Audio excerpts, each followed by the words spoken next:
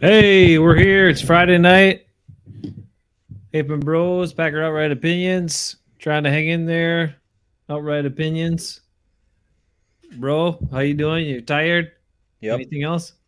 Nope. Oh no.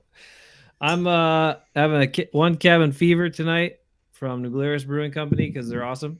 And I'm gonna use Orv's. Oh, this way. Orv's bottle gas service to open her up. Whew. Hey, big news, big news. Tom Clements back. Yeah. What? Tom Clements. I read an interesting thing about Tom Clements. Let's see. What did it say? Let's see. We had people reacting to this. Yeah, that means Rodgers is back. That means this is happening. Tom Clements. Somebody said, "Ooh, what was it?" Oh, I got a hot take on Tom Clements. What do you got? He retired. And now he's back. Like Tom Brady's going to play for the 49ers after he comes out of retirement. What's your hot take? No, you tell me your thing first, and I'll tell you. I can't find it right now. It's some BS about Rodgers statistics under Clemens and all this nonsense. I'll figure it out. Okay. What's your hot take? Well, I think we should start with this because it's important. Yeah, it is. Everybody is going crazy.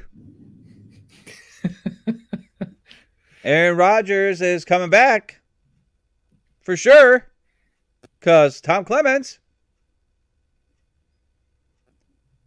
Because we all know Aaron Rodgers loves Tom Clements.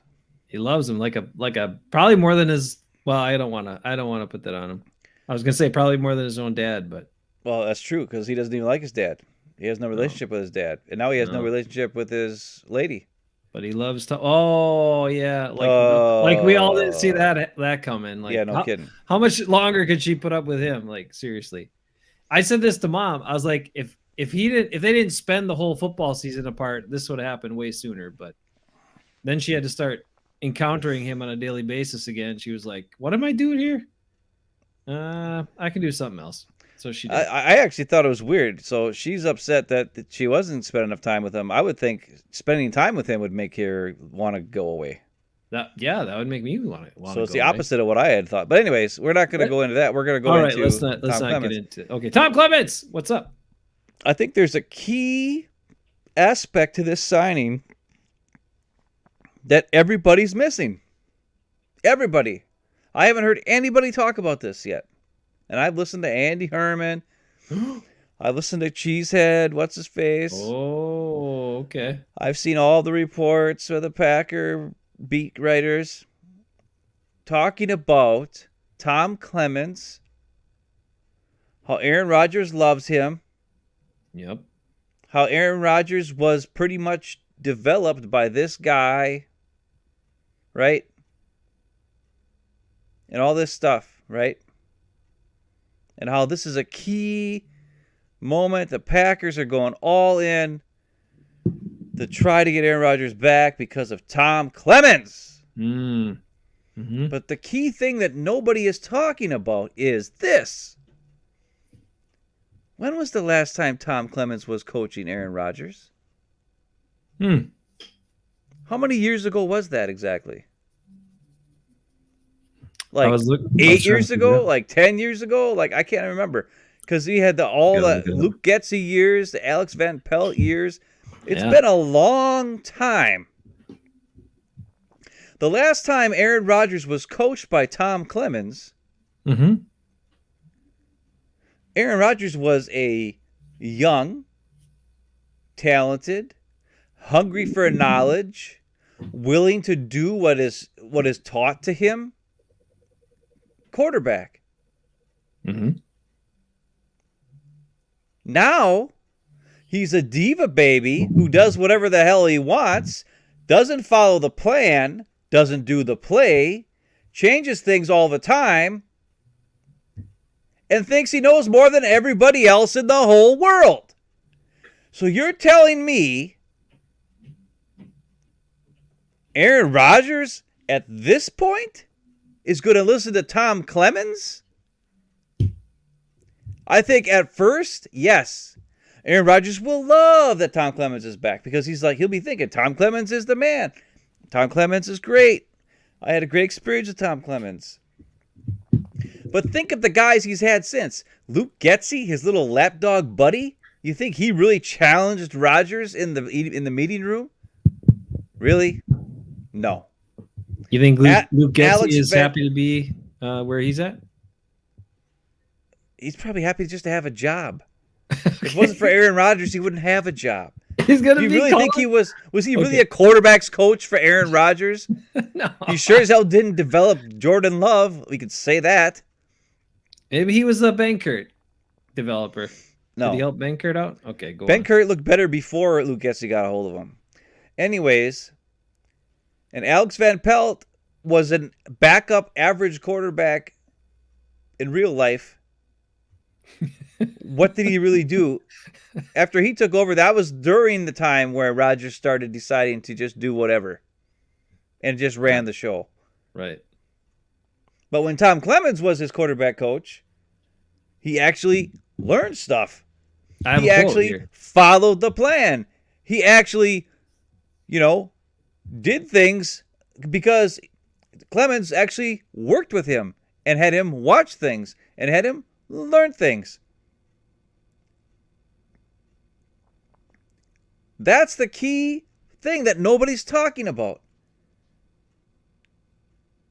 Even if Rodgers thinks that Tom Clements coming back is a great thing for him, he has to be willing and open to be that quarterback who's willing to be taught and willing to learn and willing to improve from a quarterback coach who's actually going to challenge him when he doesn't throw the ball when the guy's open, when he doesn't look through the progression, when he totally makes his decision before the play and then throws into double coverage.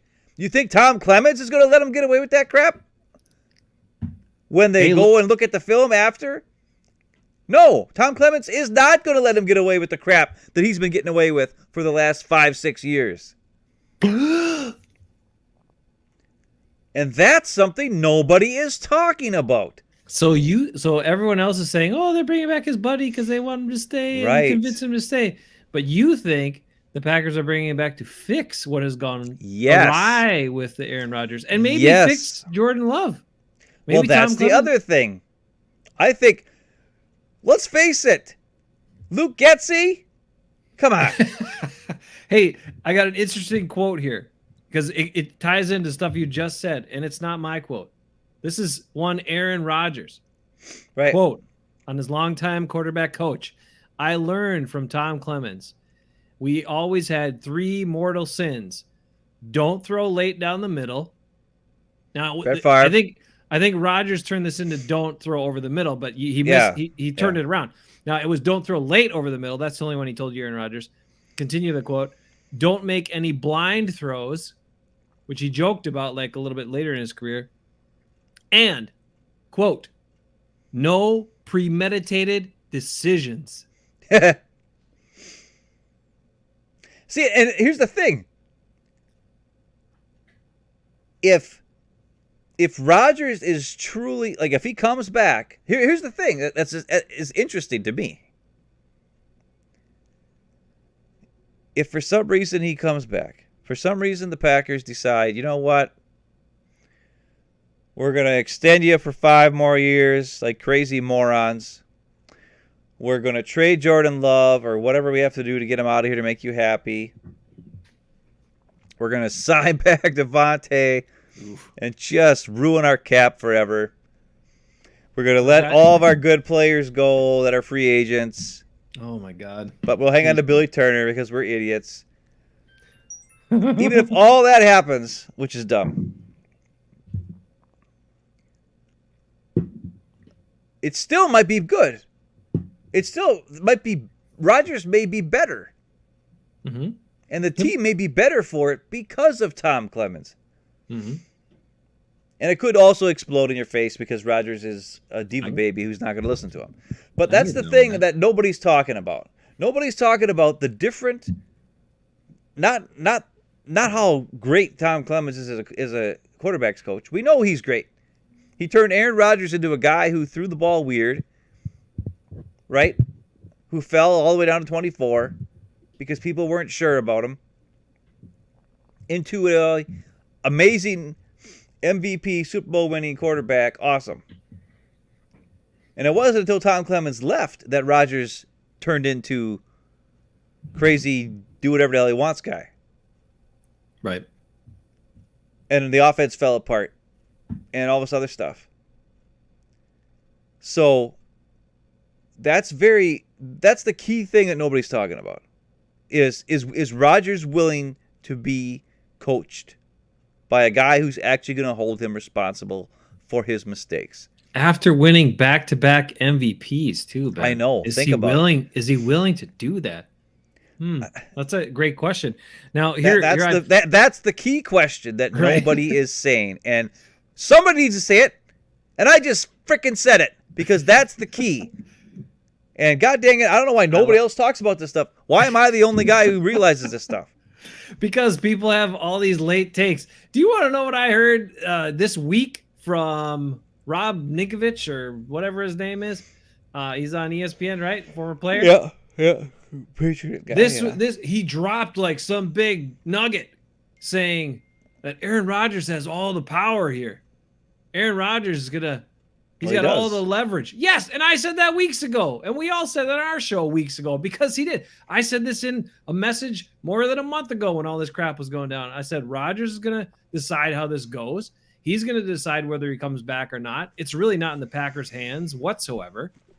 And the only decision the Packers can make is, are we going to placate to him or are we going to stand our ground and move on? And they're clearly trying to give signs that they're going to placate.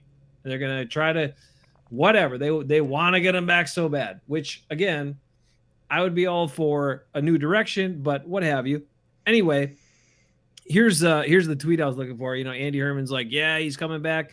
And then Eli Berkovitz from the book of Eli _NFL says Tom Clements was Aaron Rodgers' QB coach in 2011, the year he won his first MVP. He started the season with an NFL record 12 consecutive games of 100-plus passer rating. Absolutely incredible. # run it back. # go Pack go. Now, that's all fine and good, but Aaron Rodgers is a much different man these days. And what you're saying, and he plays much differently than he did in 2011. And what you're saying is if Tom Clements comes in with the same approach and actually tries to coach him, is he going to take to the coaching? I don't know. That's a great question. That's the question.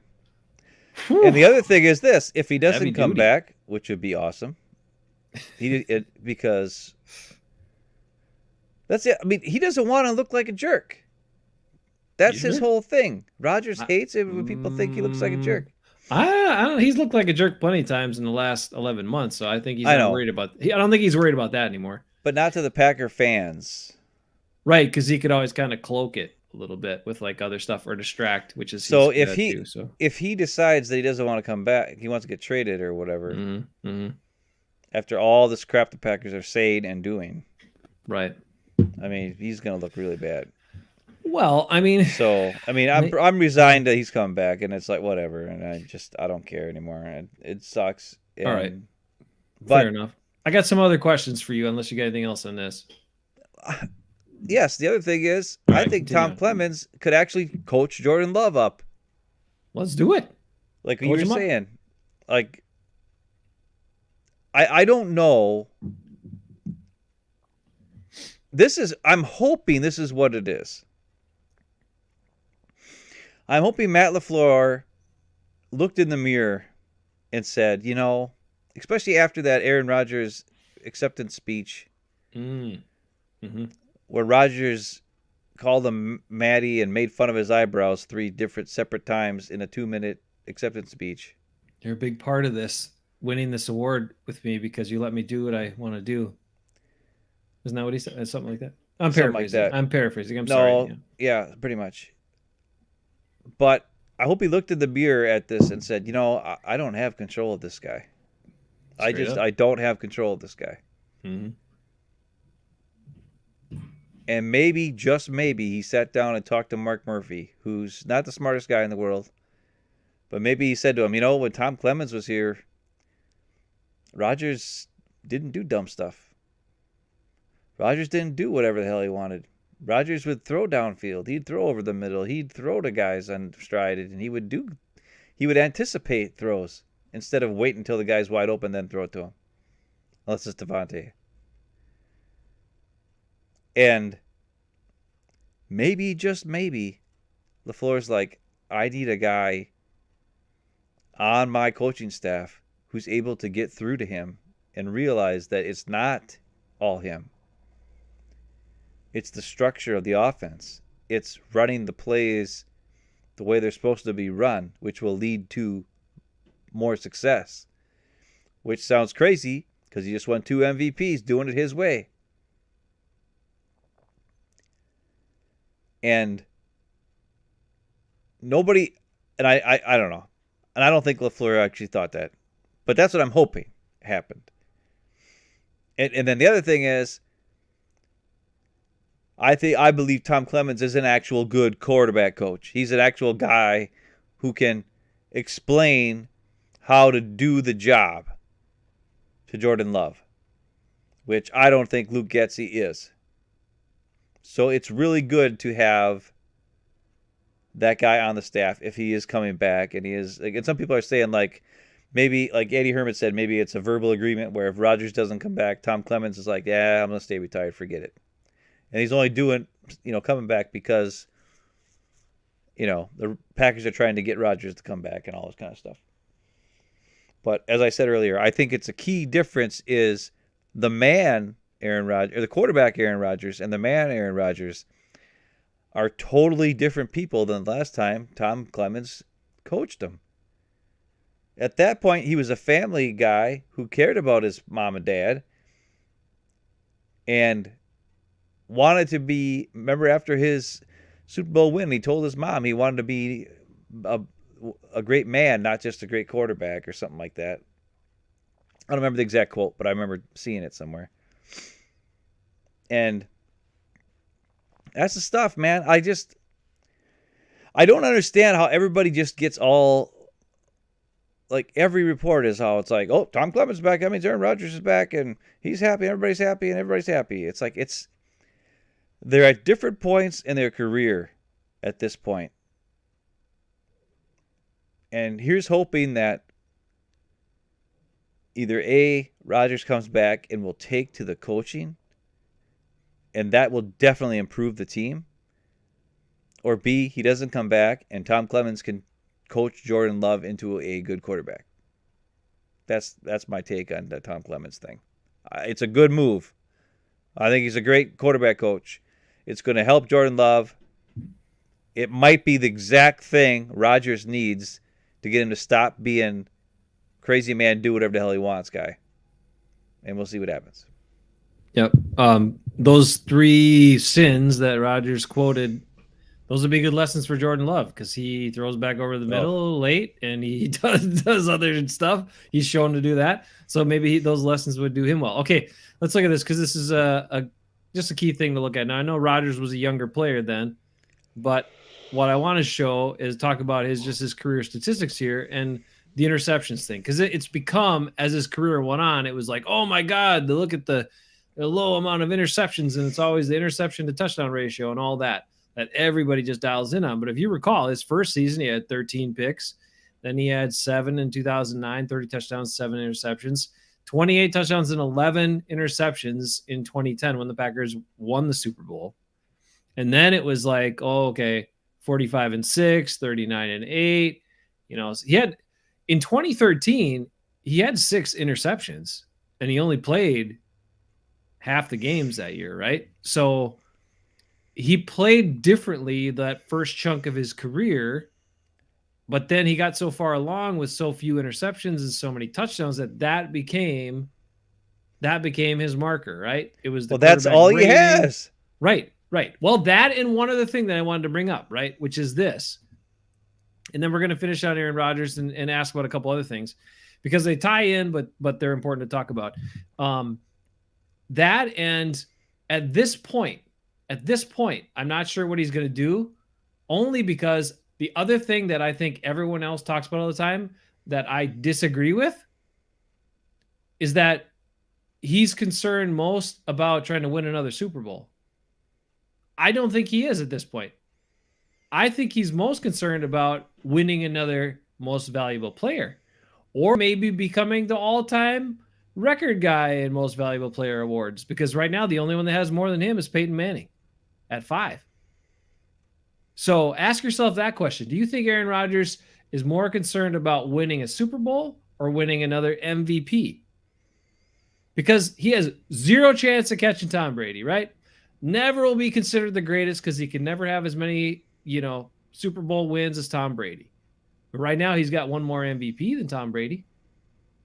And if he keeps playing at this level, he could have another MVP after this year and maybe another one after that. And then have 6 before he wraps it up, right? And then he'd be then he'd have that. Then he'd have all-time most valuable player awards, record in that. No one will ever touch it. Great, grand, wonderful. And do you think that being on the Packers, being able to do whatever he wants, play the way he wants, and play in a crummy division will allow him the best chance to win another MVP award?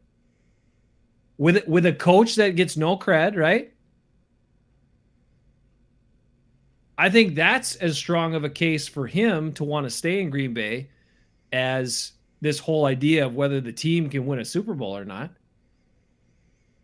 You can tell me if I'm crazy, but that's what I think is a bigger factor for him at this point in his career. Not saying he wouldn't want to win another Super Bowl. I'm sure he does. But I think what's most important to him at this point is legacy. And how can he cement legacy? By getting another MVP, by maybe being the only other guy with 5, or maybe being the only guy with 6. I don't know. Am I crazy or what? No. But you still don't buy it? Okay. No, that's fine. It's what he is. He's more concerned about his interception record thing. I mean, what's the difference? What's the difference between his numbers and Tom Brady's this year? Tom Brady had more touchdowns. Yep, more touchdowns, a bunch more yards, but he had some more picks. That was the difference. 11 or 13 picks or something like that. That was the difference. Because Rodgers only had 4 picks this year, that's how he got the MVP. Yep. He had less touchdowns, less yards, yet he still won MVP. Mm-hmm. It was just the low picks. I mean, that's how he lives his whole career. That's all he has. So he's definitely going to use that as his main thing. Mom said we shouldn't bag on him so much tonight or talk so much about him. So sorry, Mom, but he keeps everything's about him in the news all the time. All right, let me move on to this. Because if the Packers are bringing Aaron Rodgers back and really trying to make that happen, like if he agrees to come back to the team, and gets all his demands met and all that sort of stuff based on whatever he makes his decision on, then there's no way they can field an appropriate team and pay Davante Adams a long-term contract. So they're probably going to have to franchise tag Davante Adams. Now, if they franchise tag Davante Adams, what's he going to be like? Do you think he's going to want to play football and put himself on the line with no guaranteed contract coming up after this year? Or he could have another injury that slows him down even more, or who knows what?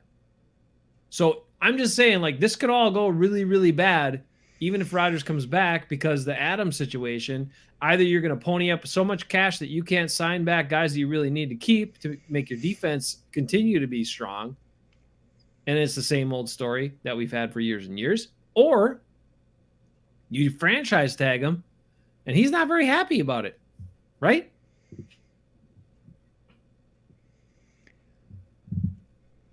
Yeah. I mean, I don't know. Sit well with that. This whole thing is just stupid. So, I mean, just trade Rodgers. Don't sign back Davante. Cut all the guys that suck. Make sure you sign back Rasul Douglas. Mm-hmm. That's it. Everybody else can go. Honest to God. None of the other players that are free agents and or guys need to be cut are really that great or difference makers. Period. But it would be that nice. includes Al Lazard. That includes MVS. That includes Robert Tonyan. Rodgers ain't going to throw the ball anyways. Tonyan was healthy for the first 7-8 games of the year. How many times did Rodgers throw the ball? So it don't pay to give Tonyan any money if Rodgers ain't going to throw the ball. Because he sure isn't a run blocker. He's a receiving tight end. And a receiving tight end that never had the ball thrown to him. Even though the guy had 1 million touchdowns the year before. And dropped one ball. Yeah, only 55 out of 59 targets were completions to Robert Tonyan in 2020. 55 out of 59 targets. Why was he not used? And all offseason, all we heard was how much he was going to get the ball, how much we got to use him more, how much we got to use him more. Yet, all they do is throw to Devontae. And then everybody pointed back at that injury. Oh, that loss of Tonyan really hurt. And blah. No, they weren't. Like you said, they weren't using him. They weren't using him before that. Yeah. Okay. It didn't matter. So, anyway, we understand Devontae Adams, the franchise tag would not sit well with him. Then you'd have a whole bunch more drama. So he's got to go. Just let him go. He does. He does. Absolutely. I mean, God, he's not even that good. He wants to set the market for receivers. He is, and he's publicly said it. Like, I know. That's why the contract broke down last year. He openly talked about the money and all this stuff and whatever. I mean, and I'm going to say something too. I'm going to say something too. Freaking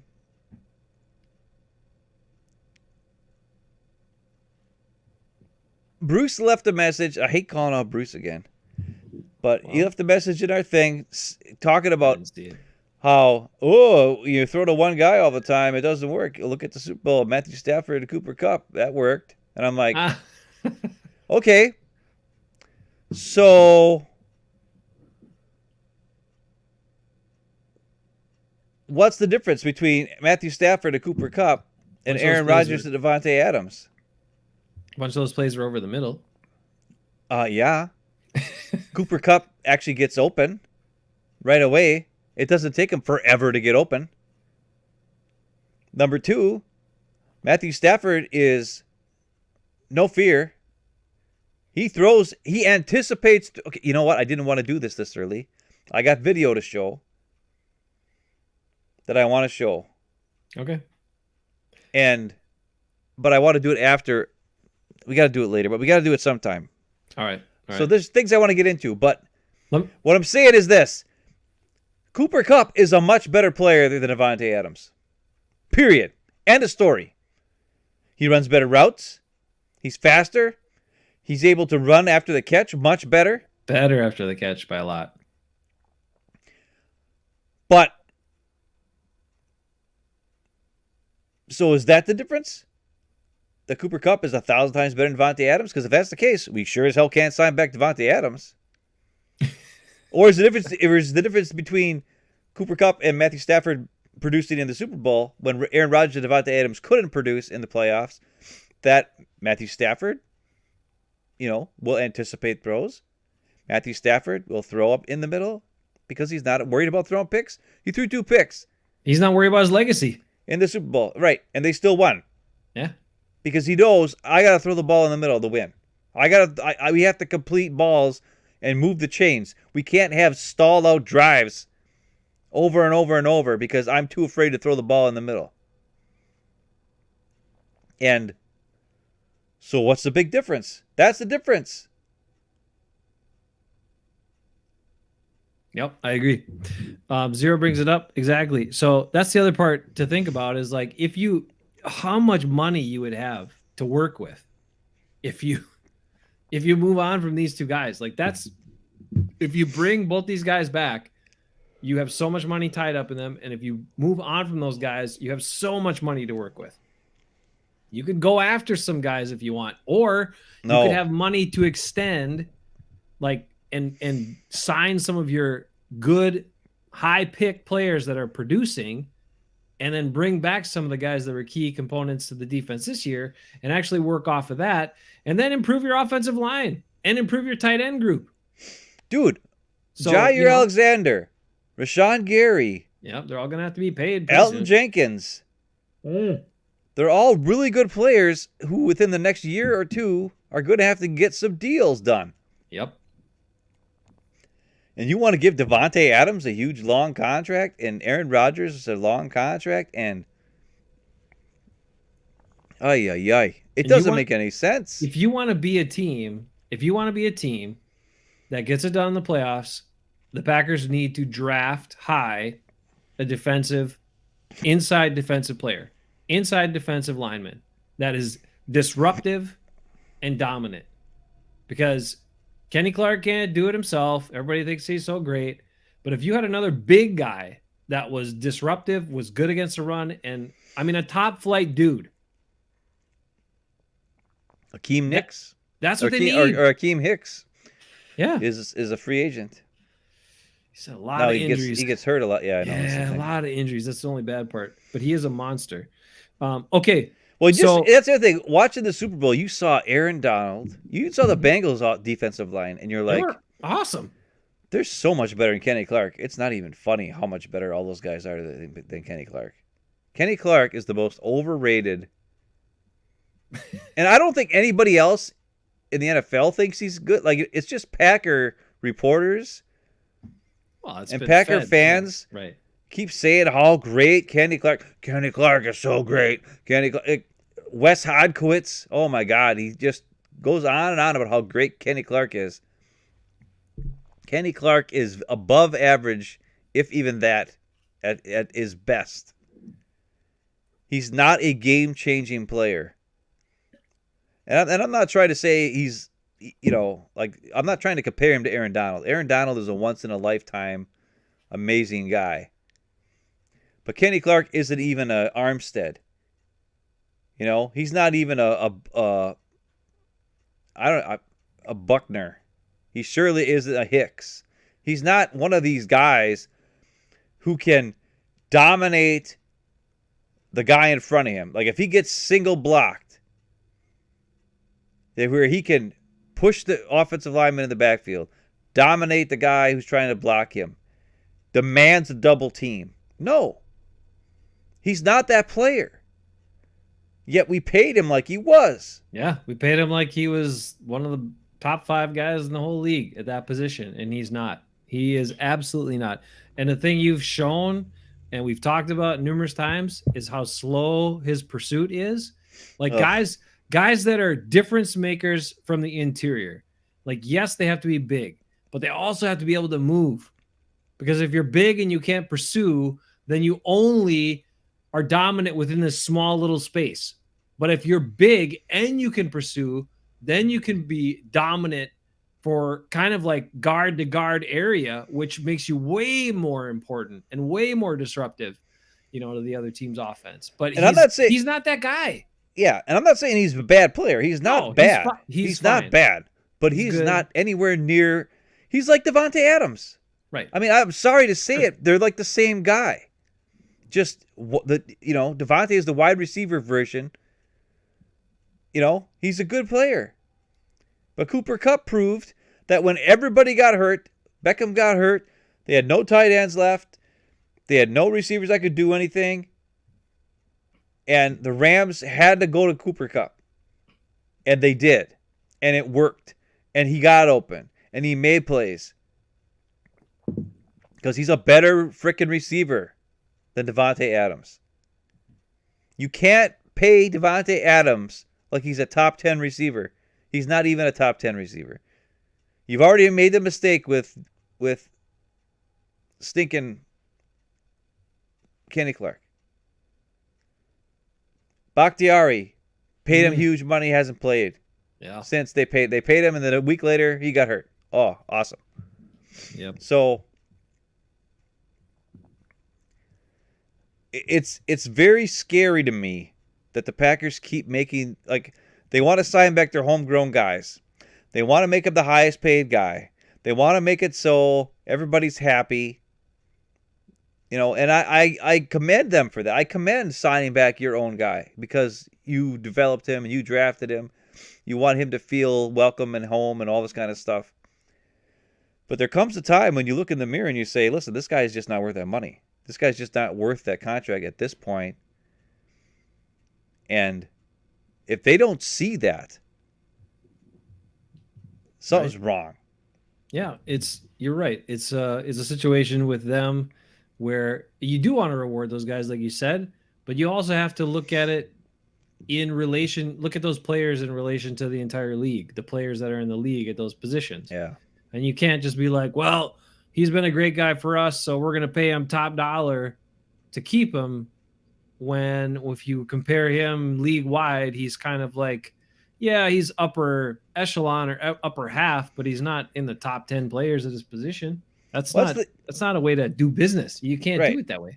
And that's the thing that's so weird. It's like Aaron Jones did not get a top contract.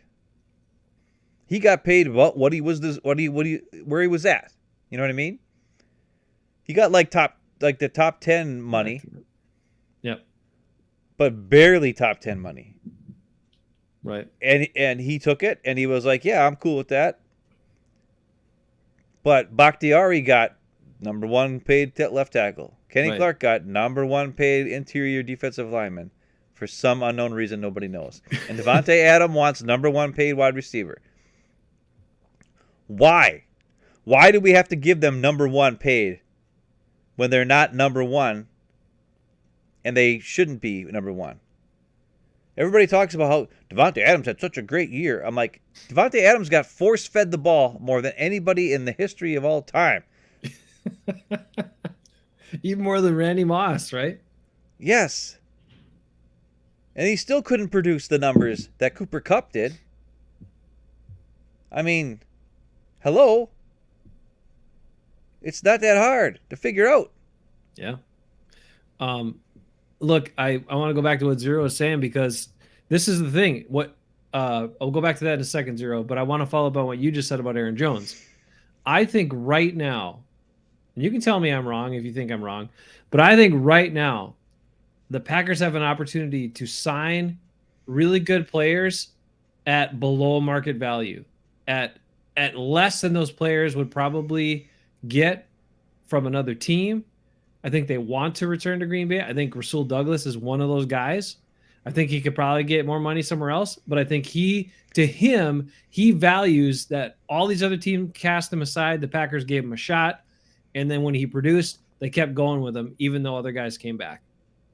And I think that means something to him. And so he wants a good contract, don't get me wrong, but I think he'll say, I'll take a little less to stay with the Packers. I listened to the PFF breakdown of free agents a little bit this week.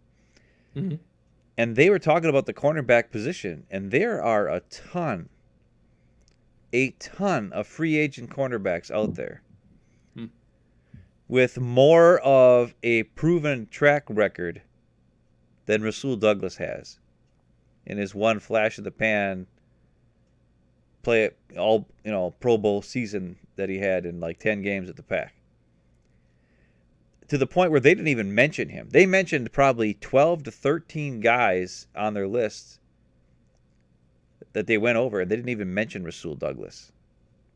And that's something that's very interesting. The other thing they mentioned was wide receiver too, by the way. But I'll get to that in a second. But so what I'm saying is the cornerback possession, like Casey Hayward, they mentioned is a better option for teams to sign. You know? Now, some of these guys may sign back with their team before free agency hits. Some of the guys they mentioned, not Casey Hayward probably, but other guys. But they said Casey Hayward was a top 4 corner this year. And the Raiders just got lucky because they picked him up off the scrap heap, but nobody wanted him late for super cheap.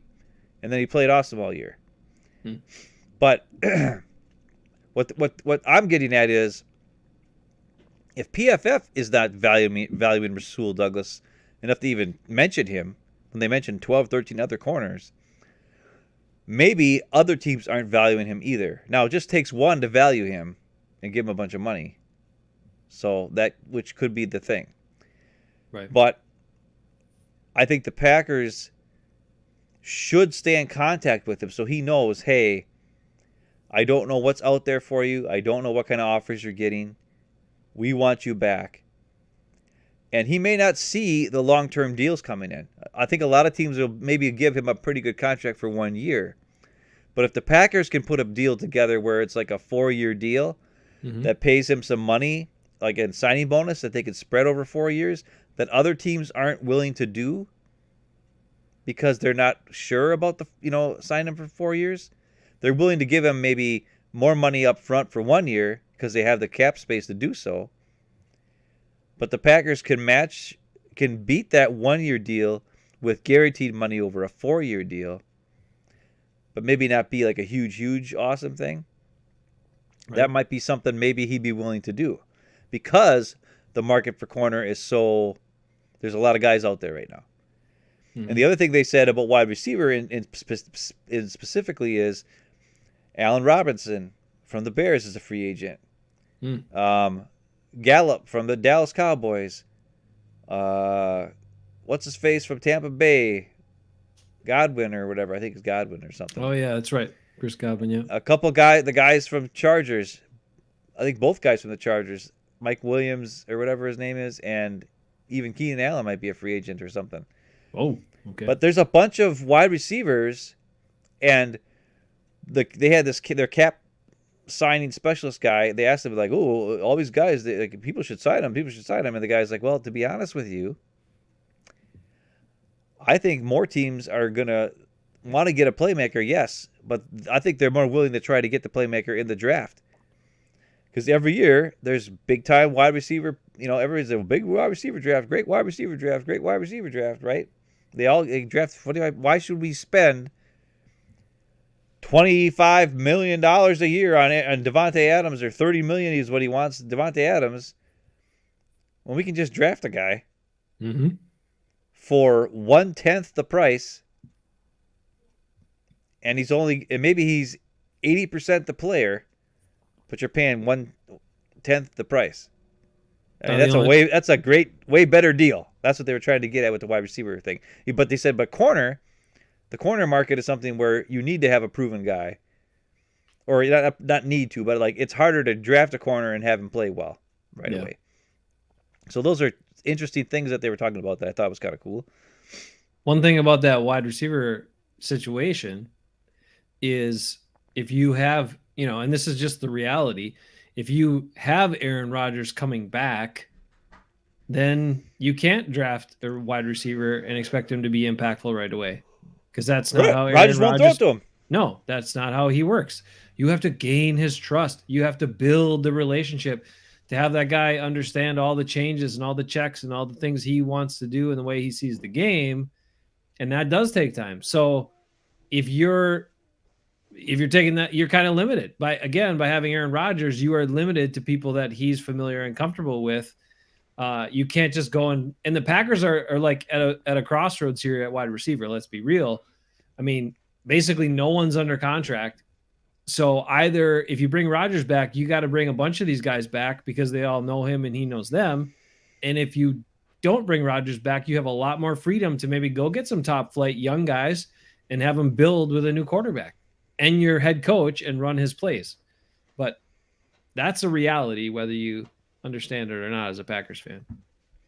And it's got to be a tough situation for the front office,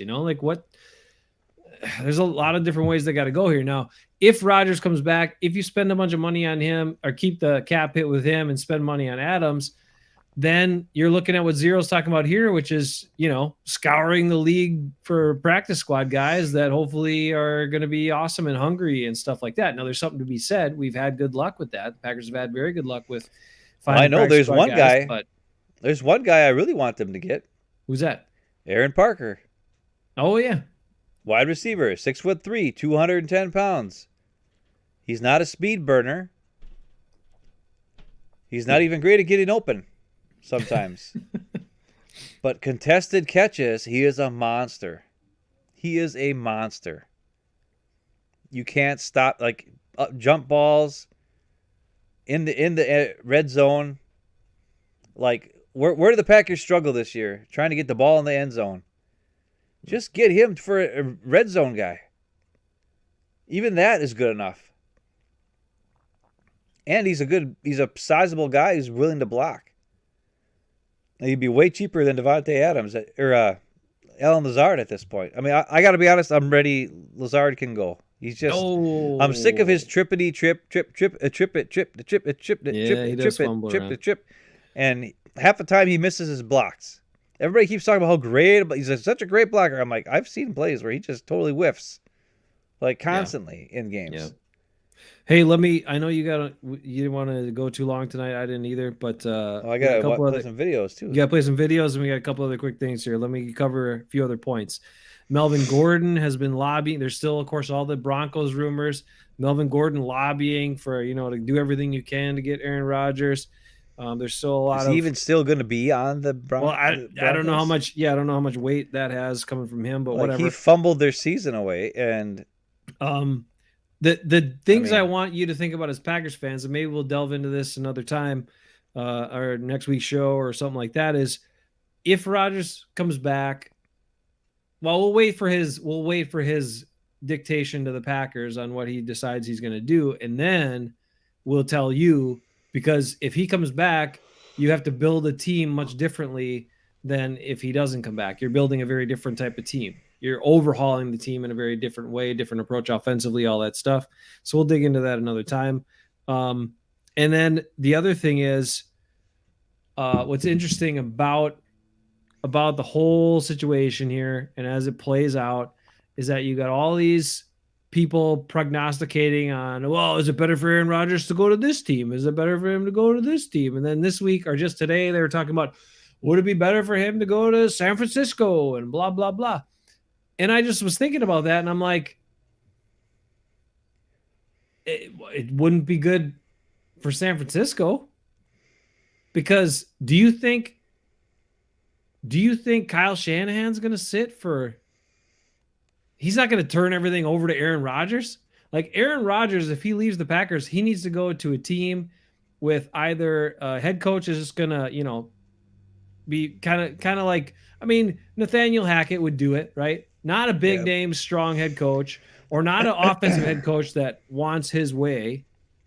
Or he's got to play for a defensive head coach that then just says, okay, Rodgers, you just do whatever you want on offense, make it work.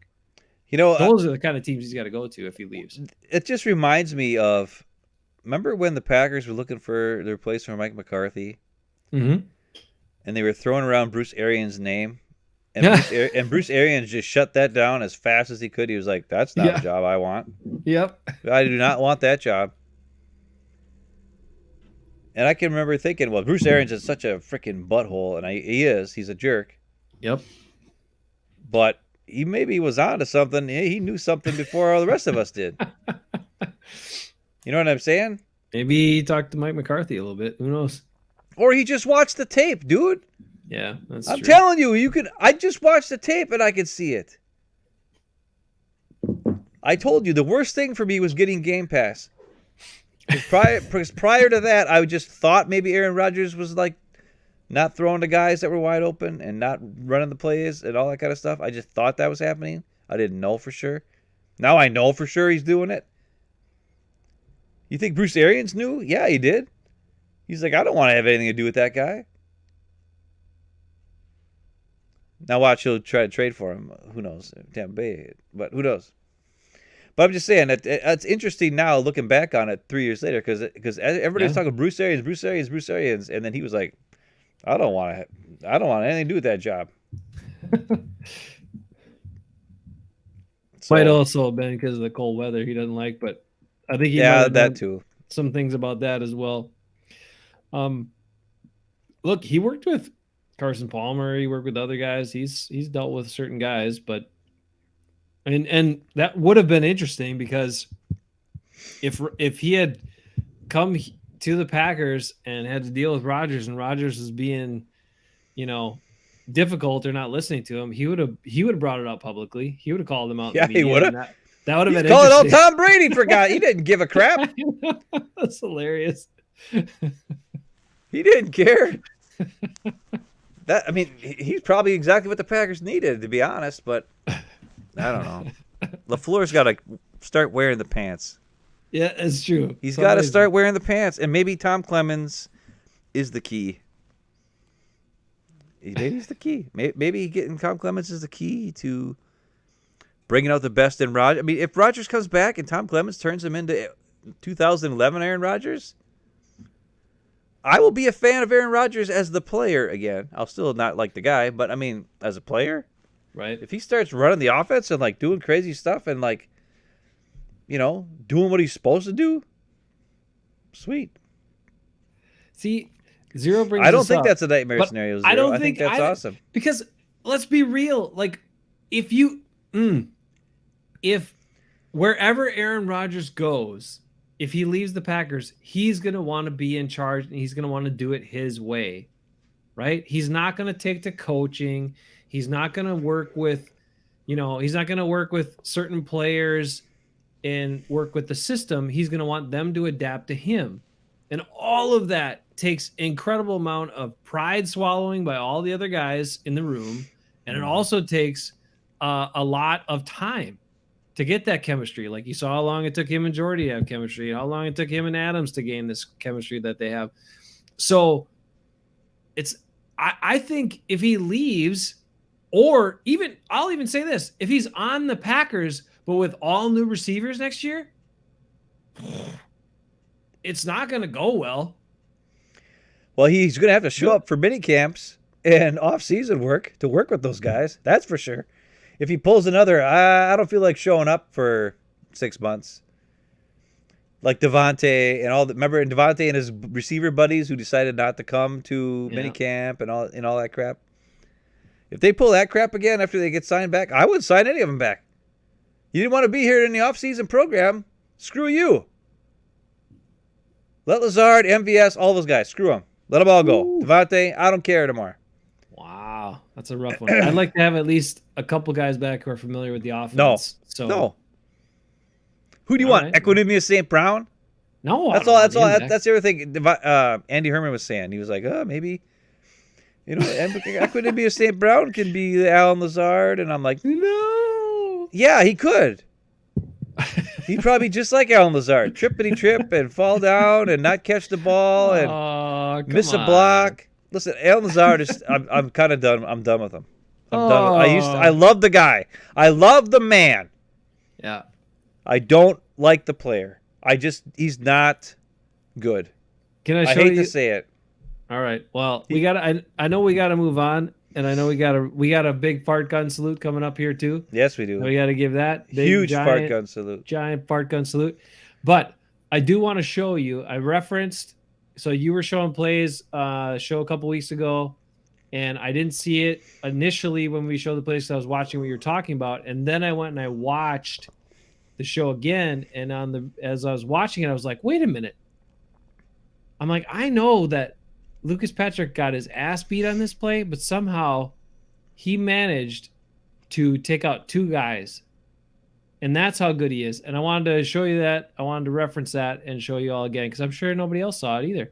And I didn't see it the first time through, and we're going to watch right now. And that's just going to show you how good Lucas Patrick is. Now, he's probably not going to be a Packer after this. He's probably not going to be a Packer starting next year. Well, he got the lowest. He got the lowest grade of an offensive player by Andy Herman this year. Freaking Andy Herman doesn't know. So I don't know what the hell he's watching, because Billy Turner is crap. Yeah, I don't know how you could talk. He is garbage. All right, so here's what I'm going to show you. This is actually our broadcast from. Oh my God, this is going to get crazy now. Watch out here. Maybe I should get rid of all. This would be kind of wild. All right, so I want you to take a peek at this over here.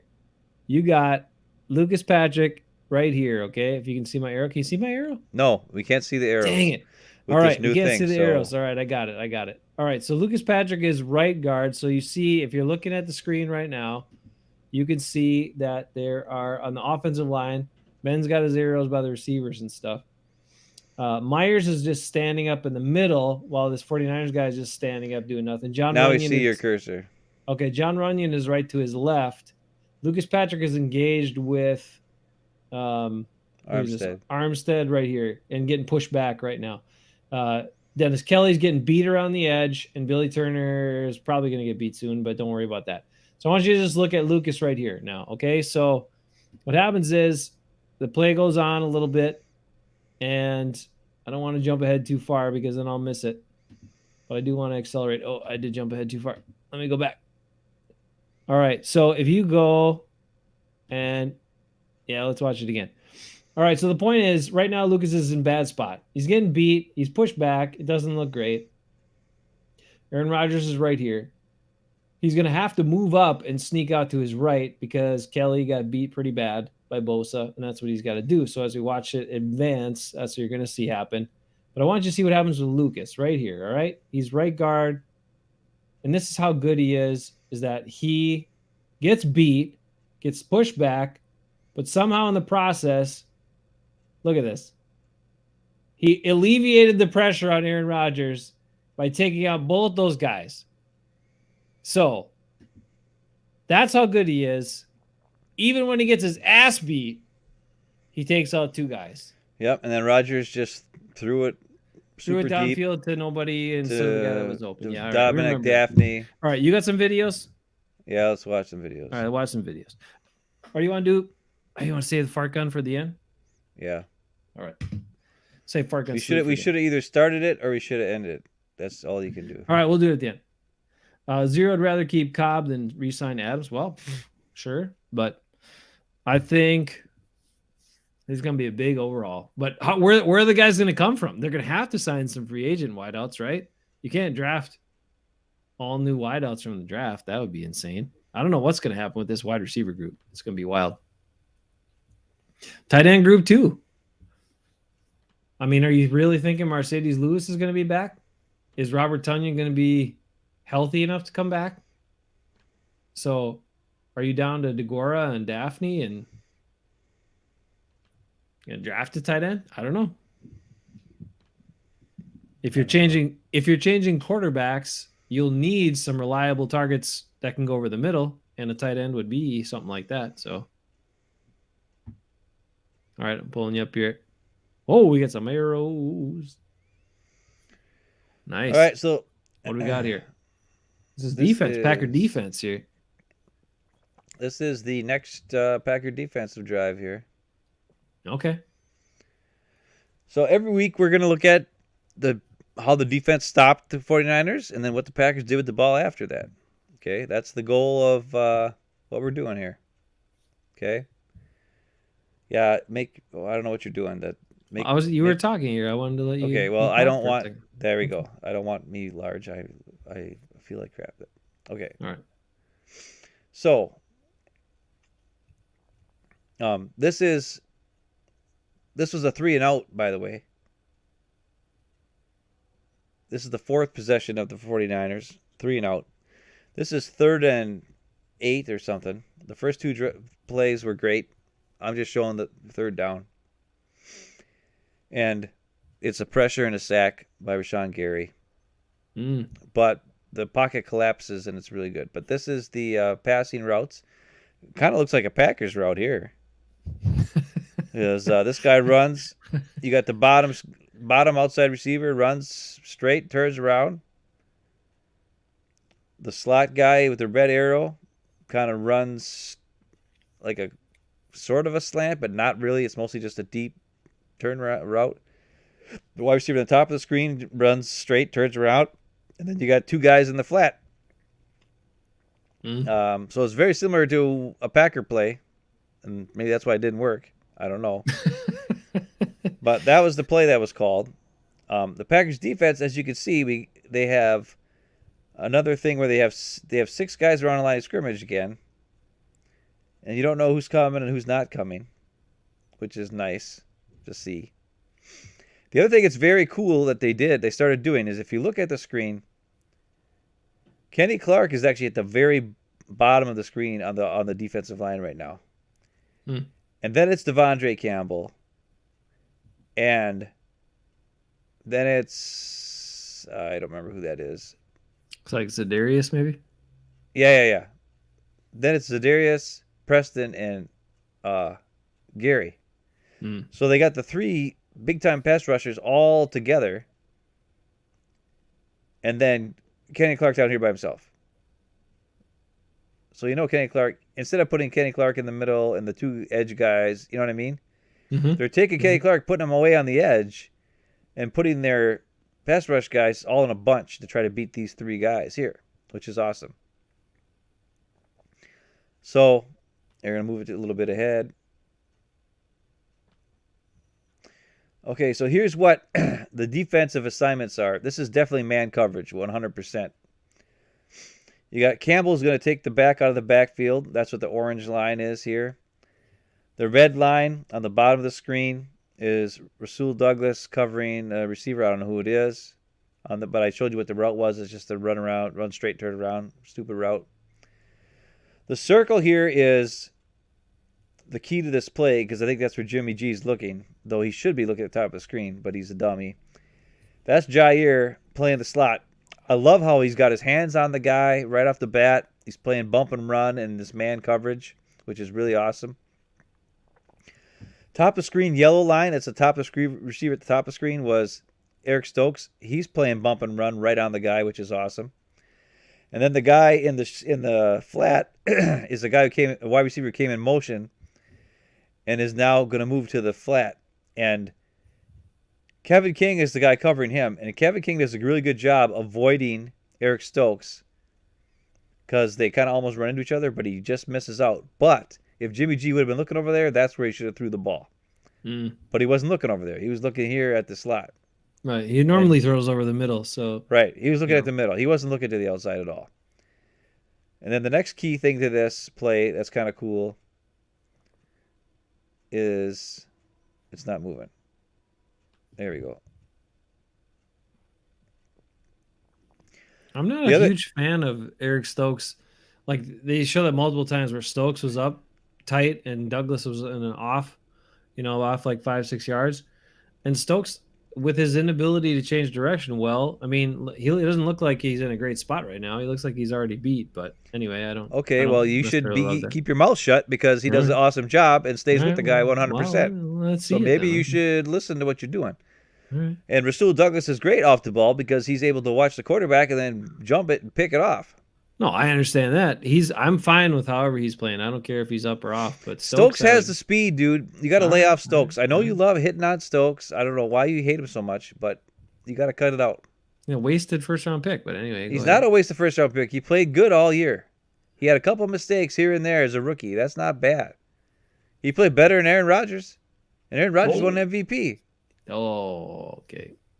Okay, anyways. The key to this play is Jair Alexander's got great coverage. Eric Stokes has got great coverage. And Savage comes down and plays like this weird robber thing, and he jumps in front of the play and cuts this off. Now, he falls down, which is really weird. But by the time he falls down, the pressure gets to Jimmy G. But you're going to watch Savage comes through, takes out this, first of all, Jair does great. But Savage jumps in front of the play, which means Jimmy can't throw it, or else it's getting picked, or at least knocked down. And it's really cool how he does that. And then when it gets to the pressure down here, you'll see Kenny Clark does a really good job of just shoving his guy. He gets, he just bull rushes him. Gary kind of bull rushes and then sneaks in and gets the sack. Preston does a pretty good job of pushing. And Za'Darius gets double teamed, but he does a good job of holding his fort so that there's nowhere for Jimmy G to go so that Gary can get the sack. They just kind of collapse the pocket and Jimmy G steps up because he's forced to, but he steps up into Za'Darius' double team and he's got nowhere to go. Those guys do a really good job of collapsing the pocket on this play. So the first thing I want you to watch is probably that pressure. And then the second thing to watch would be Savage, but we'll maybe play it again to watch. I don't know why it's not playing again.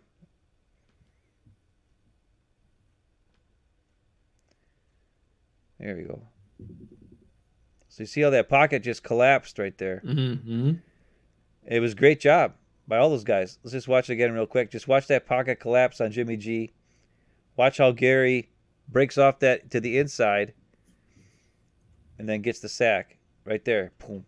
But there's nowhere for Jimmy G to go because all those guys and it's the key to it was the fact that they put all that pressure on that one side of the ball. Now watch Savage this time. Watch how he jumps in front of the route and takes away that spot for Jimmy G to throw. Watch how Savage jumps in front right here. See that? Mm-hmm. And because he's doing that, Jimmy G is too afraid to throw that ball because he's like, oh, I can't throw that ball. And Savage is jumping right in front. Can't do it. And that was third down. So it was another 3 and out. Great job by the Packer defense. I was really impressed with the fact that they played man. You know, they did all that. They did a good job with their packages of putting a bunch of guys in the line of scrimmage and then having guys back out. They moved Kenny Clark from the inside to the outside there, and then he bull rushed, which collapsed the pocket, as opposed to where he kind of just sits there when he's kind of lined up at D tackle, doesn't do anything. And they put all the pressure on one side and let Kenny Clark said, hey, just hold your ground so Jimmy G doesn't have an escape route to that side as the other guys get all the pressure on the inside. There was some good stuff. Mm-hmm. Joe Barry did some good stuff. I'm sorry I got mad at you or said something bad about Eric Stokes and blah, blah, blah. You probably are mad at me. Whatever. I don't care. No, I'm not mad at you. You've been calling out. You've just been all over Eric Stokes. Just get off the guy already. He's not nearly as bad as Justin Harrell or that's fine. Ahmad Carroll or half another, of these Derek Sherrod. It's like you're comparing him to those guys. Yeah, but it was another pick that didn't make sense where you had just signed guys and all this stuff, and then you drafted a guy in the first round. Yeah, and then Jair got hurt, and they needed him. I understand, but I'm saying going in, Well, it was very similar to we signed, the Smiths, and then we draft Rashawn Gary. It just, there's only so many snaps and so many opportunities for guys at certain positions, and like if you're going to draft in the first round, I want that guy to play. I'm sick of this Packers draft a first round guy and then he doesn't even play that much. And they probably would have done the same thing with Stokes this year if they didn't have all the injuries. He would have barely played, and you'd be like, "What the hell is that all about?" Play the dude. He's a first round pick. Put him on the field and let's play. Well, he's going to have to play because they probably aren't going to be able to sign Rasul Douglas, and he's going to be the main guy.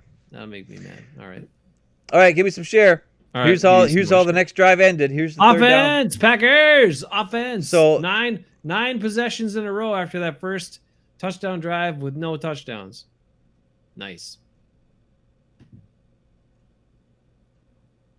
You want to see us again? Go ahead.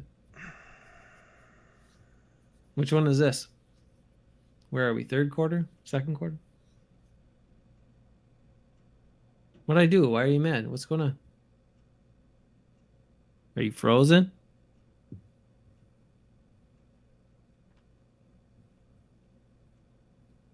Hello?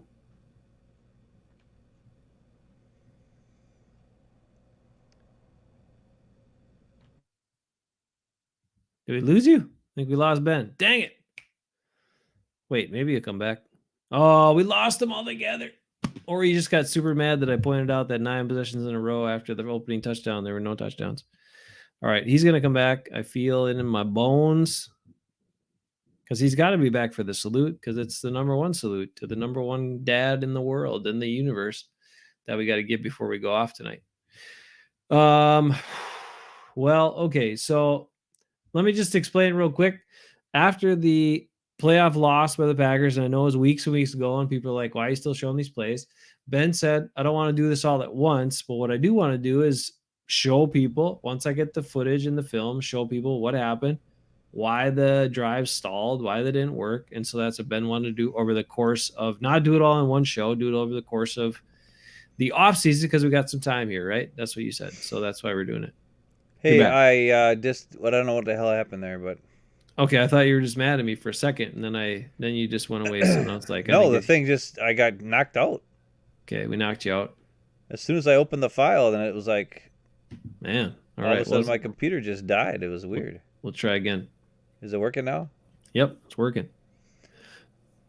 Okay, so here we go. This is third down. Now, the Packers actually got a first down on this drive. There's actually more than, 3 and out or whatever. Wow. Devontae Adams got a ball on third down and moved the chains.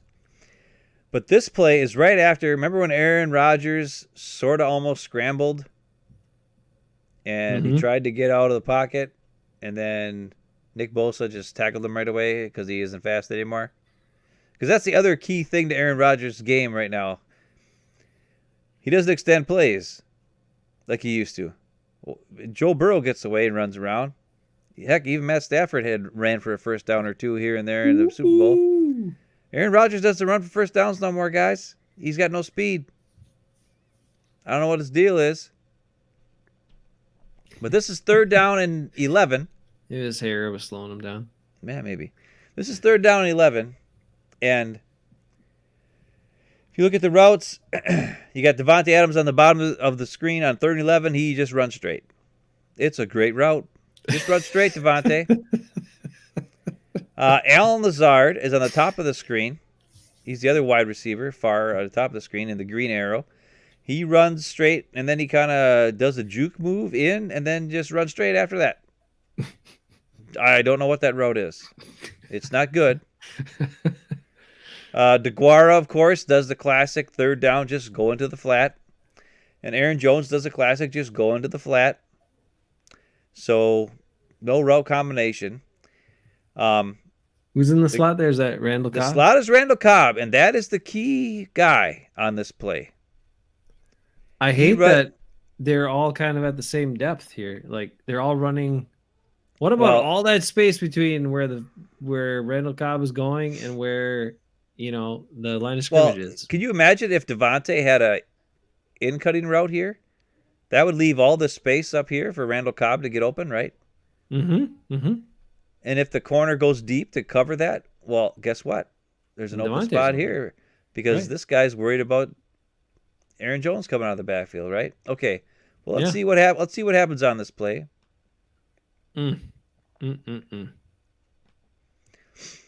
Whoa. All right, so it went a little further than I wanted it to. I'm going to back it up just a tad. So this is the pass rush. They had a bunch of guys at the line of scrimmage, but number 1, I think that's Jaquaski Tart or whoever it is. He jumps back. Fred Warner, he jumps back into his zone. And they only bring 4 guys. Nick Bosa's coming off the edge hard. Armstead's coming straight at Lukey Patrick hard. Because they dropped these guys back, these 3 guys kind of get screwed up. Billy Turner blocks nobody. DeGuara blocks this guy for a second and then moves out in his route. And this defensive tackle takes a step forward and then loop-de-loops around. And before you know it, Aaron Rodgers has got a guy in his face. Lukey kind of gets beat, but he's going up against Armstead again. And he had a rough game. Lukey had a couple of rough games, but it's like, I don't know, he needed to get some help there. He didn't. Well, that's the other part I don't understand. I mean, everybody raves about how great Runyon is all the time. It seemed like Myers was shading his way pretty much the whole game. Well, we just watched. I don't know if you remember last week. I showed you the play on 3rd down where Runyon got beat 1-on-1, right? Yeah. Well, this is the very next drive. So now they must have told Myers to give Runyon help. But the 49ers knew that, so they did a stunt. And look, Devontae is being jammed here. This is yeah. That corner doesn't realize that you don't have to jam him. He'll still be juking right there. You could just wait for him a little bit. But anyway, he doesn't really do anything on this play.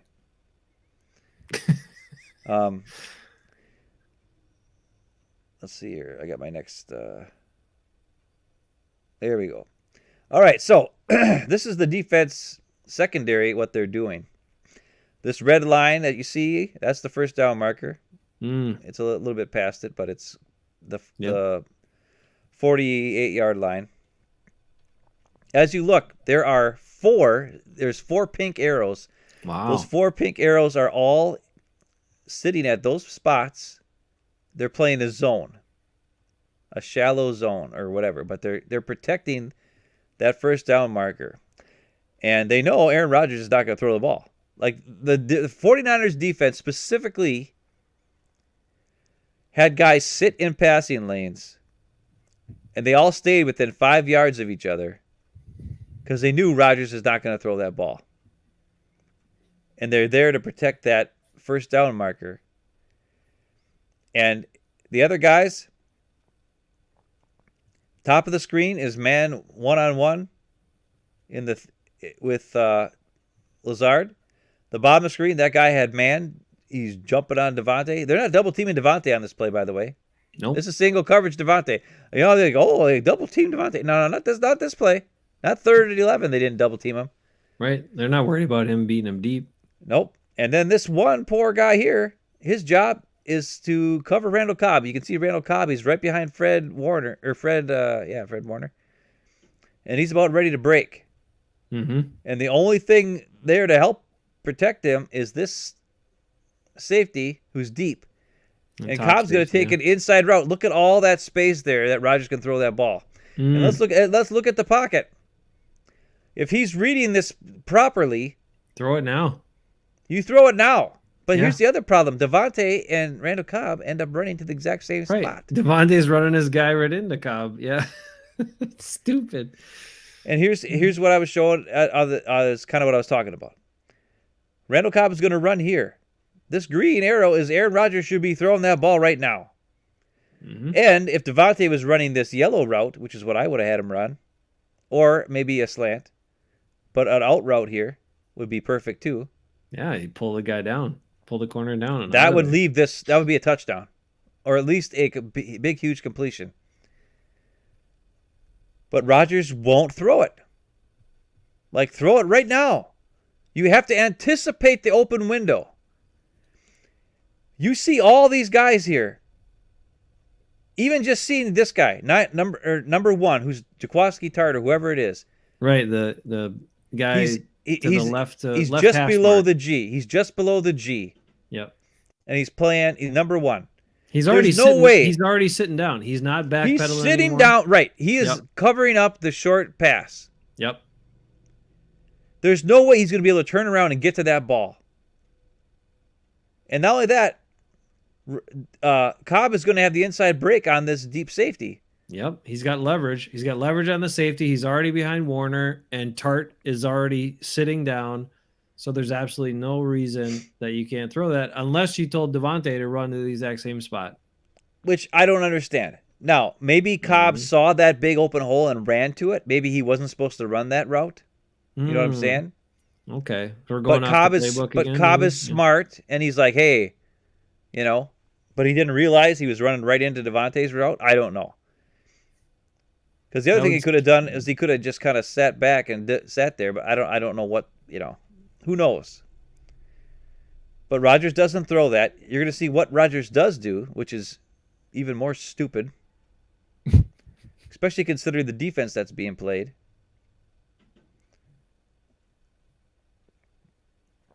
Okay, here's what he does do. He throws because the pressure's kind of getting there, but he still has enough time.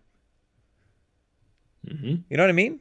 Yeah, if he just anticipated that ball should be going now, and there's no reason, the throw is not affected at all. He instead throws to Aaron Jones here, where he has 1, 2, 3, 4 guys looking straight at him, ready to stop any pass that's short of the first down marker. And not only that, Nick Bosa turns around and chases him down too.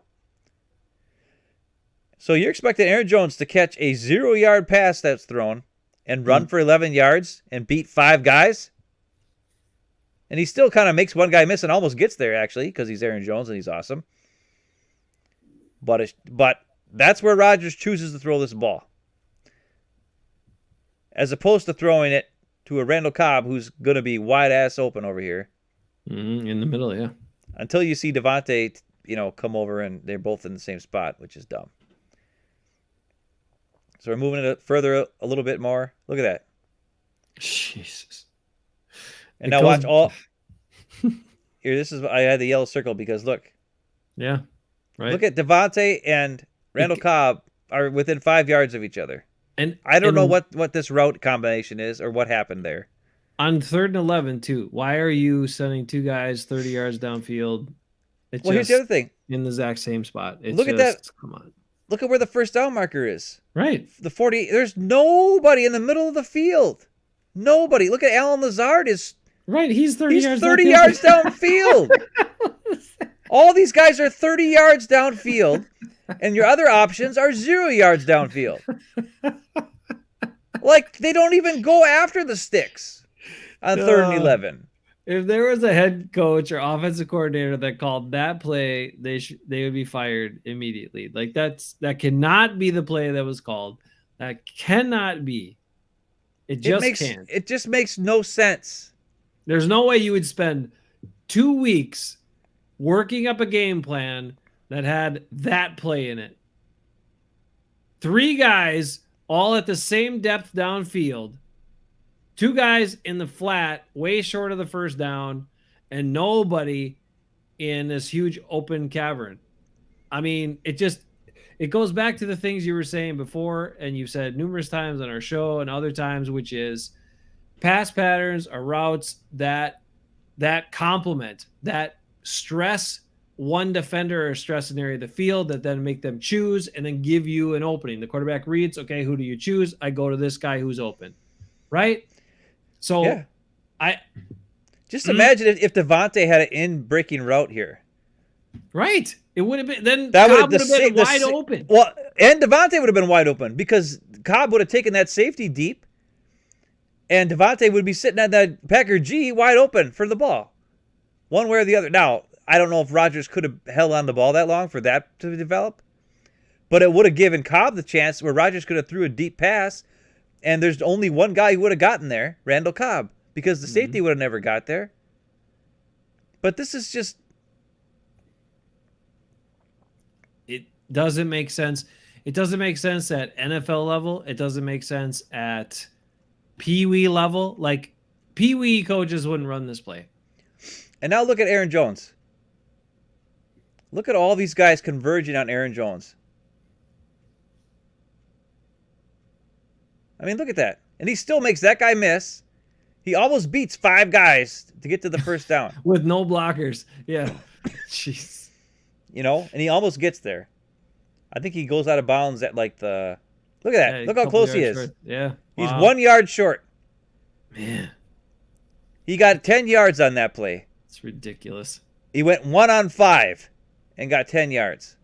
So let's just watch the whole play from the start without me jamming it or whatever. And you'll see Aaron Jones being awesome. And, you know, Lukey gets beat. But, I mean, Rodgers has enough pocket to make that throw to Cobb. If he was reading the defense properly. But watch Aaron Jones. He's so awesome. But look at that. Everybody converges on Aaron Jones. Look at this. Look at that. Look at all those white shirts. And he still jukes the guy out of his shorts and almost gets there. Man. A couple yards short. Dang. But I mean, it's just combination of route combinations, not attacking the middle of the field, 2 guys in the same spot again. I showed you that 2 weeks ago where there's 2 guys in the same spot. Now there's 2. It was Lazard and Cobb. Now it's Devontae and Cobb end up in the same exact spot. When it's 3rd-11, your receivers are running 30-yard routes downfield, and your other 2 guys are running 0-yard routes. There's nobody at the first down marker. There's nobody at the first down marker at all. There's no way LaFleur called that. There's no way. And if he did, fire him now. Because it's ridiculous. Watching the tape just frustrates me so much. Since I've gotten Game Pass, the last 2 years, I've seen so many dumb things that just blow my mind. I'm like, what is going on? And everybody blames, the pass protection on that play. Yes, it wasn't great. It wasn't great. But there were options. It was good enough to get the job done on that play. And I honestly, guy, like, if you're a quarterback and you see those 4 guys sitting there looking at you, or at least even if you saw 2 guys sitting there looking at you, you think Aaron Jones is going to beat those guys? I mean, he might be. He almost did. But, like, throw it deep, man. This is the freaking playoffs. Playoffs? You talking playoffs? Now I got one more thing to show. Because now that I'm all fired up and I'm not tired anymore. This is something, and I'm going to say, I got to say, I stole this from Jackson Kruger Sports. So I'm giving a Oh, plug to Jackson Kruger Sports. plug it. Huge plug. You're welcome. He has a lot of play breakdowns. He does a great job. But this is the best. This is the best. He kind of did a camera in view of the play, and you see that. So you see the all 22, but you also see like what the vision of the quarterback. This was the no-look pass by Matt Stafford. Okay, in the Super Bowl. And the reason why I'm showing it is because this play is, first of all, throwing in the middle of the field, number one. Number two, anticipation. Number three, looking off the guy so well, like you don't even, it's a no-look pass. So there's at least two things Aaron Rodgers would never do. Throw over the middle of the field and anticipate a throw. But secondly, the no-look pass is insane. First of all, what we're going to do is just watch this top little screen up here and watch Matthew Stafford's eyes and look where he's looking as this play is going on. I'm just going to run it. Look at that. And look at that. Well, look at where he's looking and look at where the ball is thrown. I mean, that's crazy. That is insane. Because you watch it on TV and you're like, oh, you don't really know where his eyes are.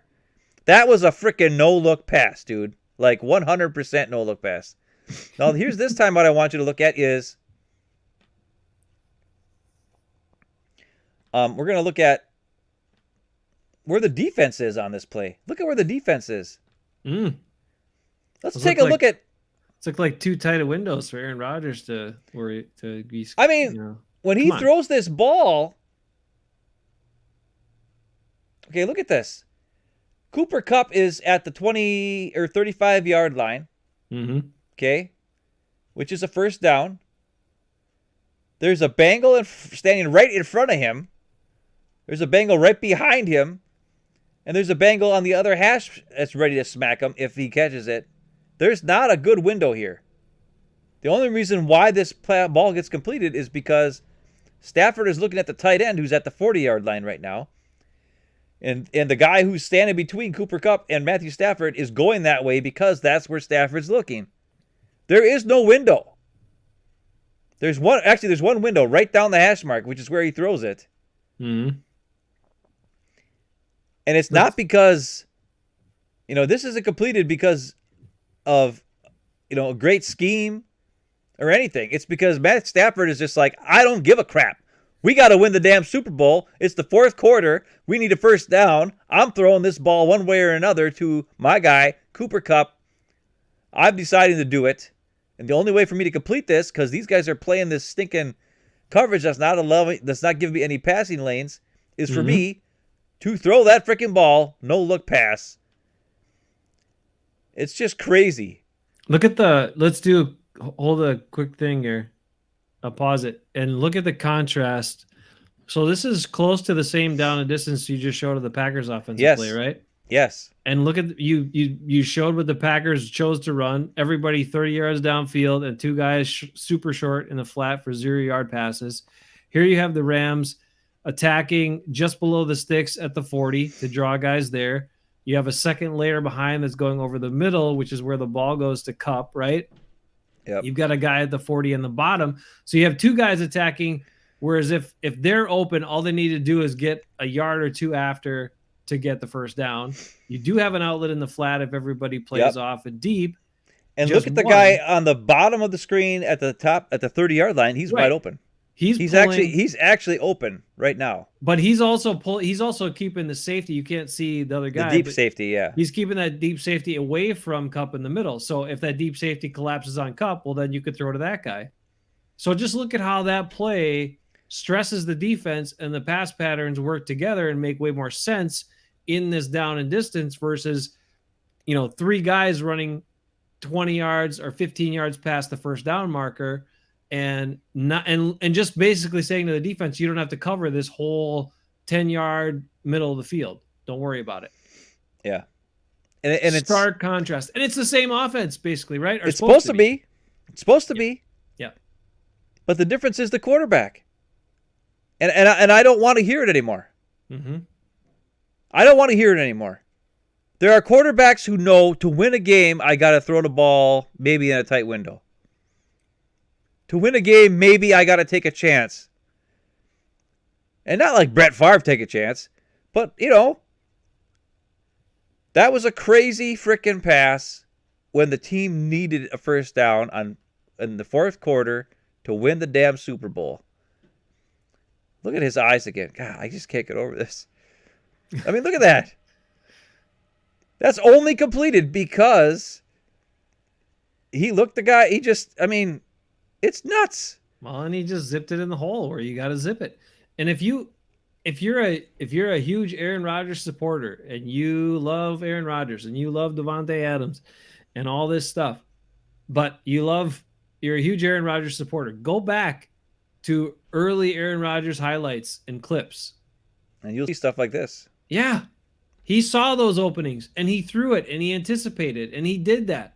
And it wasn't until the last handful of years where all of a sudden he was so, it was this thing about all this touchdown to interception ratio. And yes, you don't want to throw picks, but you have to throw to the opening and attack the pieces of the defense that they give you. You can't just make the miraculous throw over the shoulder all the time and it's going to work out in your favor. Well, what's funny is Chris Sims said about that particular throw right there. He said, he's like, most quarterbacks in the NFL right now in this day and age would be too worried about after they've already thrown 2 interceptions. Right. They would not throw that pass. They would not take the chance because they wouldn't want to have, even have more of an excuse to, like, say somebody played bad. They just wouldn't do it. Stafford's feet were also planted in a good spot, like you're talking about. Well, right. Here. Aaron Rodgers throws off his back foot all the time. Mm-hmm. That's why I love Justin Herbert so much. Justin Herbert, he'll have guys breathing down his neck. He keeps his body core stable, and that's how he's able to throw those laser beams 40, 50 yards downfield. Right. Because he's got perfect, like, do you think Tom Clements is going to have a field day with Aaron Rodgers? Maybe that's his mechanics. Rodgers will come back. Clements will whip him back into shape, and he'll play the right way. He has the talent to do it. Yeah, of course. Oh my God, yeah. But he doesn't do it. I don't know. I'm just. One other side note from the Super Bowl. Yeah. Only because it was a guy that we had talked about a few years ago. Maybe the Packers might want to think about drafting, and that was Logan Wilson. Looked pretty good. Yeah, well, he was pretty active in coverage. He was running around tackling. We would have had to draft him at the A.J. Dillon spot because he was drafted at the top of the 3rd round. He was early. He was the first pick of the 3rd round. But yes, he was one of the inside linebackers that I talked about before the draft, and we looked at, and I said, "Hey, I really like this guy." People are saying he's going in the 3rd round or so.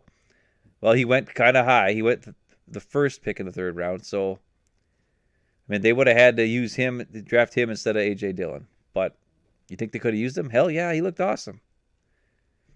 He was all over the place. Mm-hmm. And he got called for pass interference. That was bullcrap. Yeah.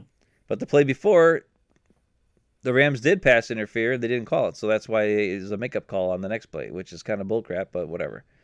Bottom line is the Rams played better. They should have won the game. There are a lot of things about the penalties and all that, but well, come on, the Bengals made dumb penalties.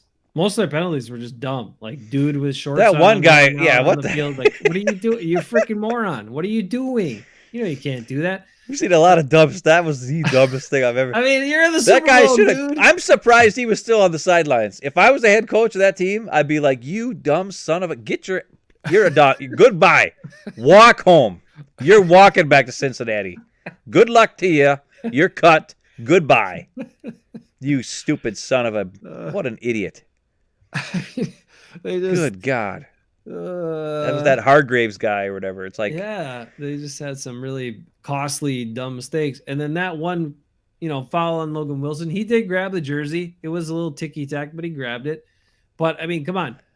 Now, granted, when Jalen Ramsey got face mask and pulled past by the receiver on a touchdown play, which ended up being a touchdown play, right? So that play should never have happened. There shouldn't have been a Bengals touchdown on that play, which could have changed the whole end of the game and all that anyway, so whatever.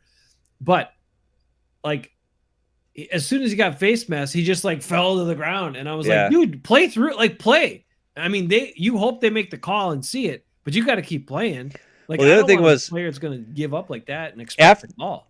After he got beat in the first quarter or whatever early on in the game on that big deep pass to Chase, and then the Bengals only got a field goal, he actually grabbed the guy's shirt, same exact thing Logan Wilson did, except way worse, to prevent a touchdown on third down, which then forced the Bengals to kick a field goal. So Jalen Ramsey got away with that, but yet Logan Wilson gets called for it later. That's the there is a lot of things where it's like they didn't call jack squat, and then all of a sudden they called like a whole bunch of crap in a row, and it's just like, what is going on? I don't know. Officials suck, and whatever. I still think the best team won the game, and you know what I mean. Yeah. But I know fans and broadcasters love it when the officials don't throw any flags, but you got to throw flags early when you see penalties, so you set the stage of the game. Right. Otherwise, players are going to be like, "Oh, okay, we'll just get to do this crap all game." Well, great. Yeah. But it's like NBA where if sometimes they call it, sometimes they don't call it. Well, as long as you're consistent the entire game that you're in, that's fine. But the minute you start changing things, that's when it gets a little whacked out. Yeah. But I mean, Aaron Donald, man, and I know he lined up offsides or whatever. Who gives a? He still kicked the crap out of everybody. He's just nuts. The guy's nuts. How does he breaks double teams? He splits double teams.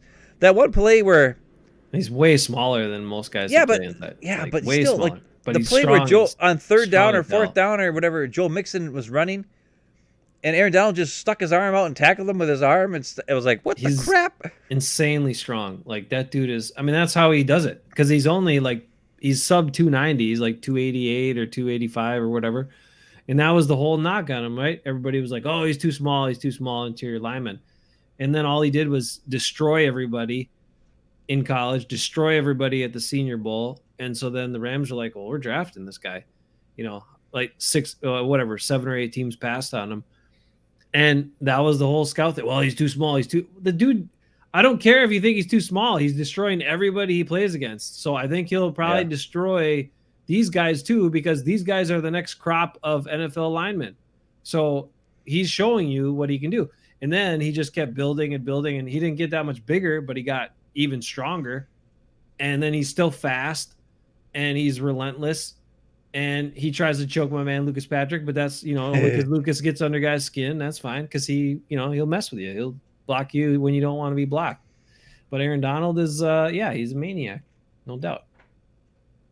Would have been nice to have a guy like that. That was the thing I was thinking about just briefly today, was with like pass rushers and stuff, because you get, and I wonder what is the value. I don't want to go on too long, but what is the value of like some of these pass rushers who end up getting a lot of sacks? Okay, they get high sack totals, but then they only have a couple of impactful plays a game, and then the rest of the time they're not doing that much. And I don't know. That doesn't do a lot for me. I want a relentless guy. I want relentless guys, and if they get the sacks, great. But if they don't, I'm not that concerned, as long as they're consistently pressuring and pursuing. And that's what I like about Rashawn Gary. That's the thing that makes no sense. Yeah, the other thing that makes no sense to me in the NFL is, and maybe I'm an idiot, I don't know, all the big contracts are for pass rush, outside pass rush, right, and corner. The edge positions, there are plays where they don't even have anything to do with the play almost half the time, if not more than that. Yet the guys in the middle, the defensive tackles, the middle linebackers, and the safeties are the guys nobody pays any money to. And yet they're the ones who are in on almost every single play, because that's where the play starts. You think you'd want to have your middle of the defense your strongest. You know what I'm saying? Absolutely. I 100% agree. I just don't understand, like, or at least, like, why do teams not especially the Packers don't respect any of those positions? Mm-hmm. And it's the same thing on offense. I understand you want to have good offensive tackles to block the pass rushers, and I get that. But if pressure comes up the middle, your play is screwed. Yep. So maybe invest in some guards in center. I don't know. It doesn't. Yeah. They don't have to be like world beaters, but at least pretty good guys or guys that'll block to the whistle. You know, like Lukey Patrick gets beat, but you know what? He busts his butt every single play. I'll take him any day over stupid Billy Turner, who blocks for 0 seconds. They do have to get stronger in the middle too. They got to get guys because I mean Royce Newman's not the answer either. Like he's not physical. Well, he's not. Yeah, he doesn't block. He was a tackle. I know. He looks need like a tackle. Like if you want to create a solid middle, right? So you don't get that pressure. Like Myers is a big center. They haven't had a big center in a while. He's a big ass center. He's a big dude. Then you like Jenkins. Okay, he's pretty strong, pretty stout. But you still need to be stronger. Like you got to have big guys with low gravity. Usually you want them to be a little shorter, you know, those guards, maybe they're 6'2", 6'3". They're not the 6'5", 6'6" guys. And then be a little bigger. Have a gut, you know, have an anchor that you can rely on. You just want Quinn Miners. Well, of course I want Quinn Miners. I think Quinn Miners, that's if Aaron Rodgers gets sent to Denver and they don't get Miners back, I'm going to be hugely disappointed. That needs to be part of the trade. Part of his trade is that he wants Quinn Miners there to block for him.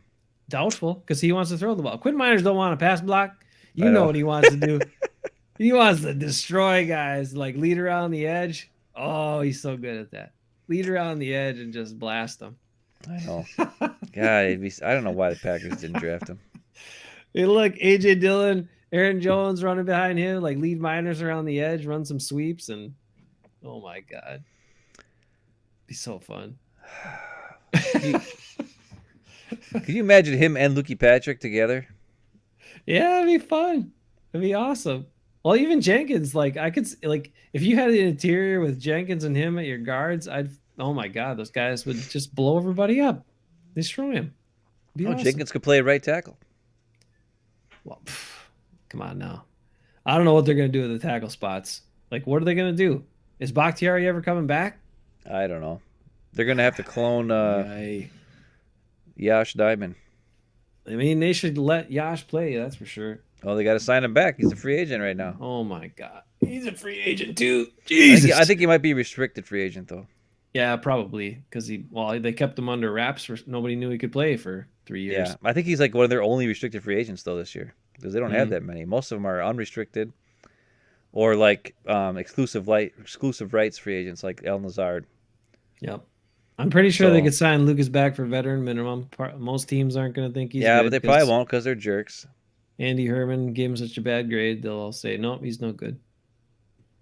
But I know he's good. I don't know. I think there's some teams that have some really bad offensive lines, like the Bengals. That's true.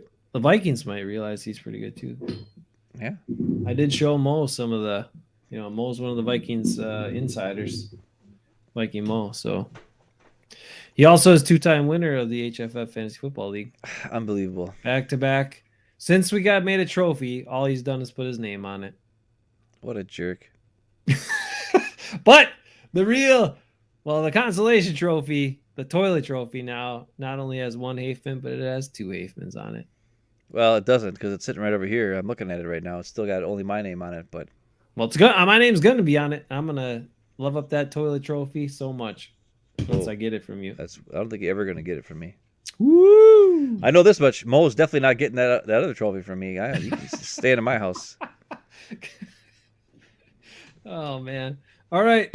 Well, other than that... It is time. Wisconsin newsworthy segment is that Giannis Antetokounmpo had a 50-point game on 21 shots this week, which is pretty amazing. Wow.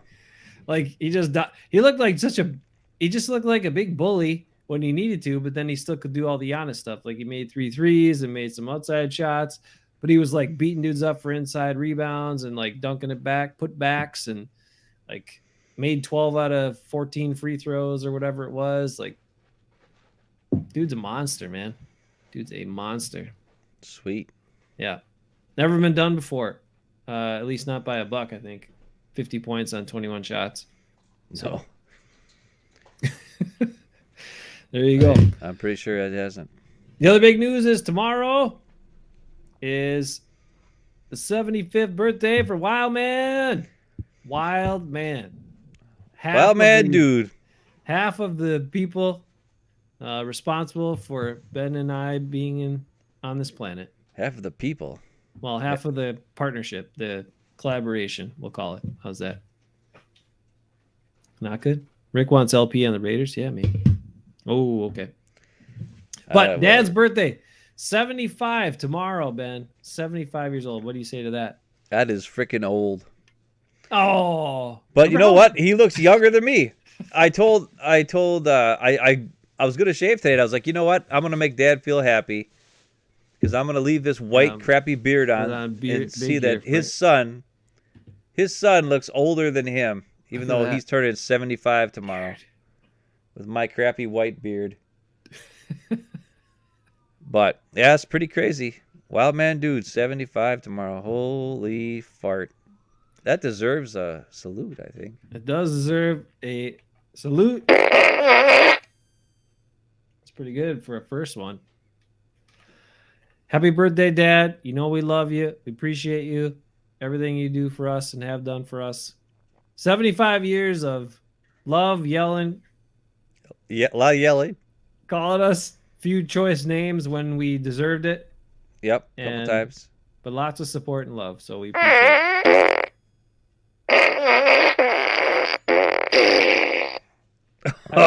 Happy birthday, Dad. Happy birthday, Wildman. Happy birthday, Wildman. There he is. He is the best. I am going to remember to play the outro, which I always forget tonight, so that's how we're going to end it with the actual outro this time. Whoa. Anything before we go? Rick, thanks for hanging around. Zero, how you doing? Thanks for hanging around. Zero. We got two guys left. Woo, Zero says 75 years young. That's right. Dad's making it work. He is making it work. He is. He doesn't look like he's. He looks like he's like 60. Not even. I know. He's always had that youthfulness about him. That's for sure. He's kind of looked the same for about 40 years. He has. That's weird. He's looked. It's like me. I mean, hopefully I look just like him. Which sucked when I was like 30, but you know, when I'm 75 and I look like I'm 60, I'll be pretty happy. Oh man. Well, we appreciate you guys hanging out, talking Packers, listening to us ramble about some Packers stuff. But I think Ben made some good points tonight, and there you go. I think my Tom Clements point was the one I really wanted to hit home. That's all. There you did. You got it. I think you got it. And then, nobody's talking about it. How different the situation is. How different Rodgers' headspace is. There he is. Hey, wild man. Woohoo! Love you, dude. Love you. We'll talk to you tomorrow on your birthday as well. You know, make sure we reach out. Happy 75th birthday. I know you're hanging out at Snares, but we'll have to maybe do a video, whatever. Yeah, we'll get something set up. Or we'll just have Sarah replay a Hafeman Bros episode for you so you feel like you're with us. Yeah. Except true. Sarah doesn't sit through them or watch them anymore, so that's not happening. Well, she did that one time when her son was on. Otherwise, that's right. But actually, Ephraim probably watches more than his own parents. I hope not, because sometimes I let some words out I shouldn't. That's true. All right. You guys take care of yourself. Be good. We will be back next week, and we'll see what we want to talk about then. Hopefully there's not too much new news for the Packers, but I'm sure there will be some. Anyway, that's it for us tonight. You guys stay well, be good, and always remember to subscribe. Subscribe.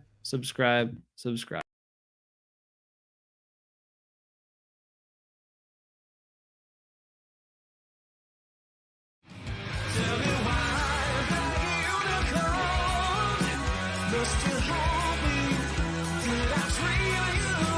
Got to find